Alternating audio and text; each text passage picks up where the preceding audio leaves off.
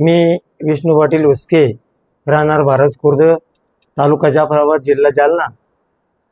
मी माझी मुलगी विद्या सुसर हिला भोकरदन येथील गिरणारी हॉस्पिटल या गिरणारी ताईंकडे, गिरणारी मॅडमकडे आम्ही डिलिव्हरीसाठी आलो होतो।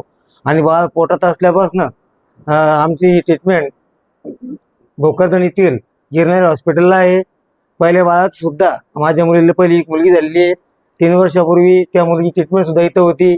पहिली डिलिव्हरी सुद्धा सिझेरियन न करता नॉर्मल डिलिव्हरी झाली, बाळ चांगलं आहे।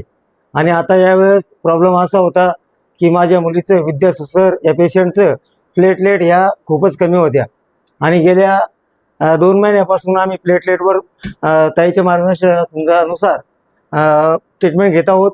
आणि काल सुद्धा सिझेरियन करत असताना प्लेटलेट फक्त 87,000 होत्या, तरीसुद्धा आज सन्माननीय गिरणारे ताईंनी खूप मोठी रिस्क घेतली, आम्हाला तसं आश्वासन दिलं घाबरू नका, सर्व सुरळीत होईल।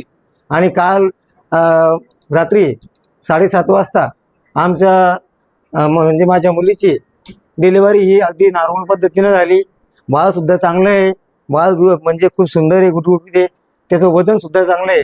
आता सध्या म्हणजे झाला त्यावेळेस बाळाचं वजन 3 किलो 700 होतं आणि आता हे 3 किलो 500 भरत आहे।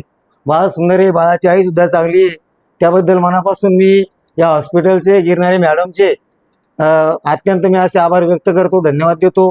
आणि पुन्हा पुढील ट्रीटमेंटसाठी मी त्यांचं मार्गदर्शन घेतो व इतर सुद्धा पेशंटला मी आज सांगतो की खऱ्या अर्थानं भोकरदन या ठिकाणी येऊन आपण आपल्या बाळाला म्हणजे आपल्या डिलिव्हरीसाठी जे काही आपले पेशंट असतील त्या पेशंटसाठी आपण इथं आल्यानंतर नॉर्मल डिलिव्हरी या ठिकाणी होती, कुठलीही सिझेरियन करायचं काम पडत नाही आणि बाळसुद्धा चांगलं राहतं।